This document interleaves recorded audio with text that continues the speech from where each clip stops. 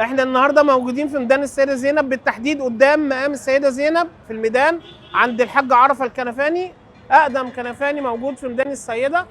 جايين نشوف عنده لقمه عرفه اللي هو مشهور بيها، ودي شكل لقمه عرفه من جوه. ايه ده يا بابا، احنا بنسجل فويس اوفر ليه؟ يا لهوي، ده المايك فصل تاني. اخيرا جبنا مايك بداله. وهنا بقى كنت بوصف لكم لقمه عرفه. ايه بقى لقمة عرفة دي يا بابا؟ لقمة عرفة دي يا حبيبي ما يعرفش سرها غير الحاج صالح عرفة، ومرضيش يقول لي سر العجينة ايه. هي ممكن فيها شبه من الزلابية شوية، بس هي مش زلابية. المايك فصل من كتر الخناق يا بابا.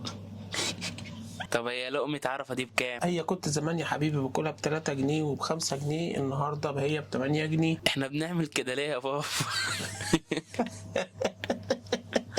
الله، دي طعمها حلو وهشة قوي من جوه، مقرمشة من بره وهشة من جوه كمان. انت مستغرب وانت بتاكل كده ليه يا بابا؟ قلت لي بقى يا بابا عرفة ده